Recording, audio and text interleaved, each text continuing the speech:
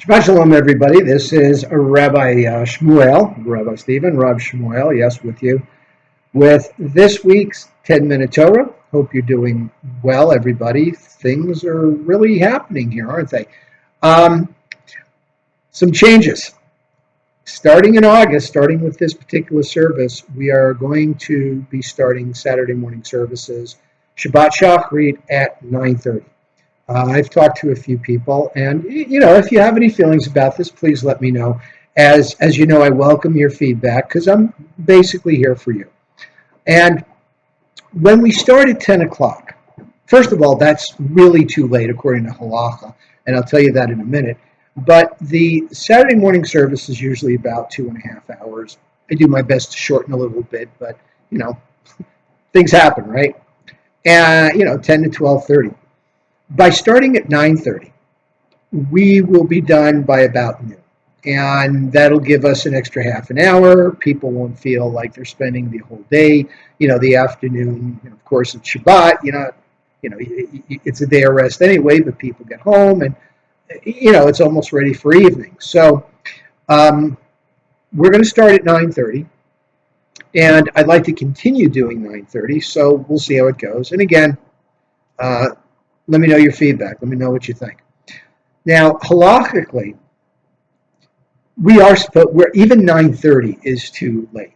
And halacha, of course, halacha is Jewish law.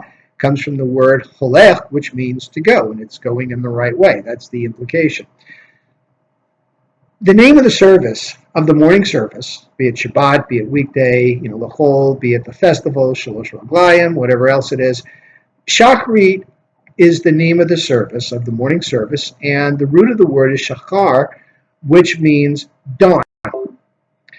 So, ideally, theoretically, this is a service that is performed when you get up in the morning.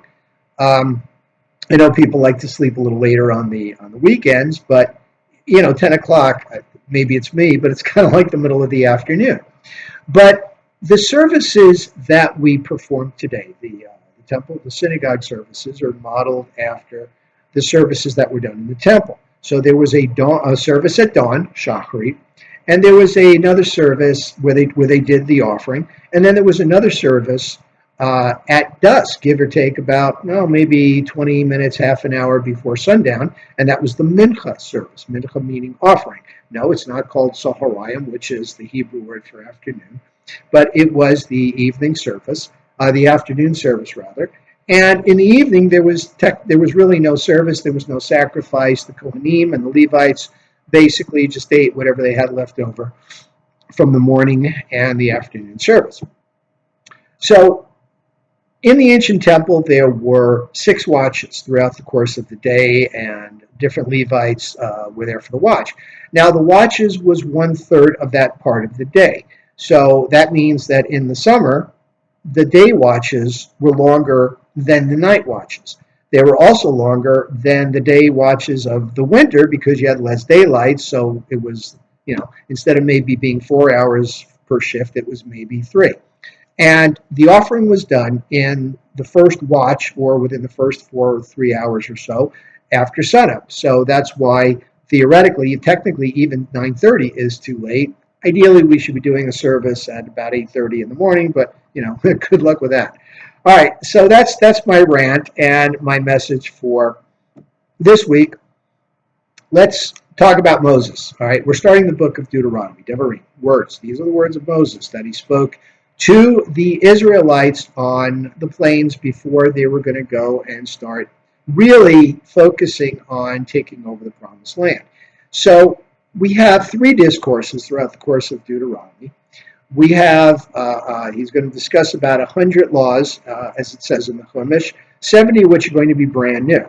And these are new laws because this is a new situation. You've got Israelites, the new generation, that are going to need to know these things, know these laws, in preparation for living in the promised land.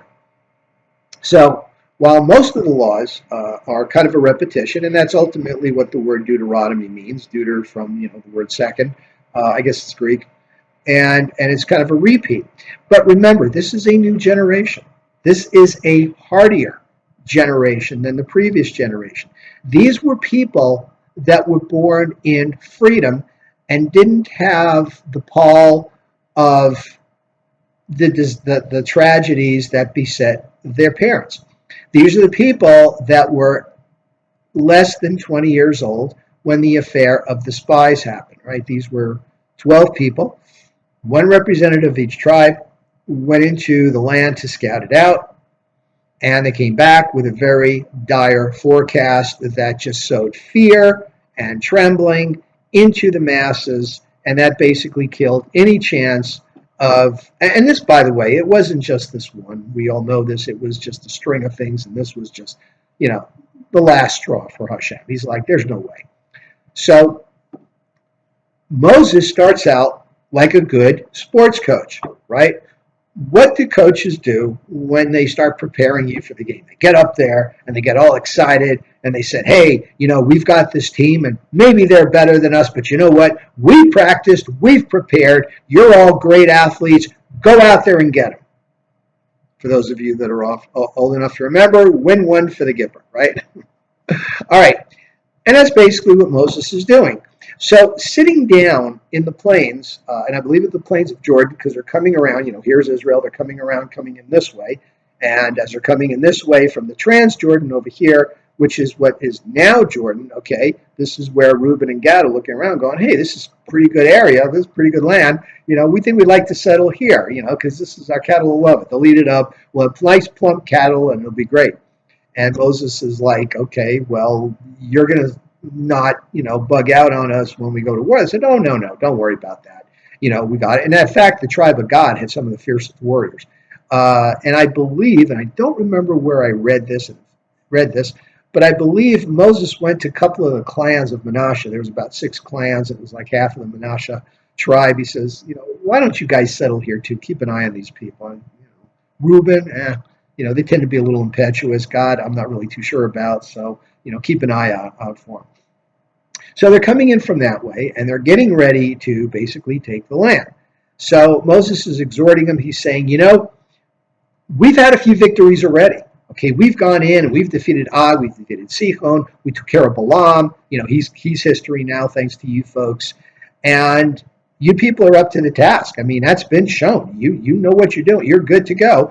And any type of impression, any type of image of who you're going to fight doesn't really seem to put you folks off. So you are up to the task. You are the people that's going to do this. Now, just to make sure, let's review.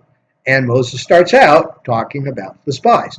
Now, that's not really in our triennial cycle. And, I make an attempt when I do these little discourses, these little 10-minute Torahs, to keep it now that, we're here at Temple Shalom, to keep it appropriate to the particular cycle.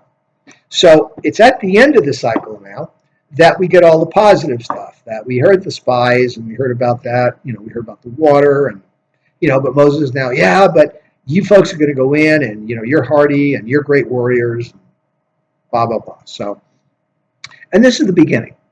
This is actually the first discourse of Moses's 3.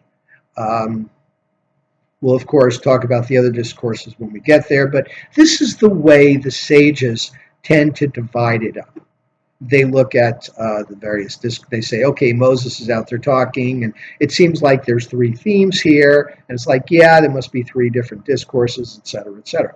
Now, remember, too, that this is kind of the end of Moses' life, so he's kind of, think of it as an exhortation of a family patriarch that is, laying in bed, they've called their family together, and they're getting ready to leave the earth. Moses was a little different. He was as strong, and he's 120 years old. Remember, Aaron died at the age of 123. That's what they're saying. And there's a little bit of controversy. People say, well, he wasn't really 120. They counted years differently back then, which, no, they didn't. Were these people more pure of spirit and that let them live longer? Was it only these people that were prophets? Did Moses live to be 120, as we say, because he needed to in order to, be there for the 40 years? And he was actually in pretty good shape for a guy who's 120 years old. I mean, when at the end, when the time is near, he just walks off, and that's it. He goes up the mountain and he looks over it. Not the type of physical activity you'd expect from a 120-year-old, right? But there he is. So he's imbued with Hashem. He's carrying God's message even to the very end. Now that was dedication, and that was honor, and that was love. So there it is. Okay, we have Tisha B'Av coming up. We're going to start at 9:30. That's a fast day that's very much like Yom Kippur. I've always had some issues with, Tisha B'Av. Well, we've got Israel, but as my son Moshe reminds me, we don't have a temple. Now, what happens? We want a temple, so I guess we're mourning, but we're doing hope. We have hope within us that we will have the third temple, which again I think is going to be just one big synagogue. I think the days of offerings are gone, but we'll see. Hopefully, I'll get to say. Okay, I'll live to be 100 and swanstic around a bug y'all for many more years to come, and vice versa. All right, everybody. Shabbat shalom. Thank you for listening. We'll see you in synagogue.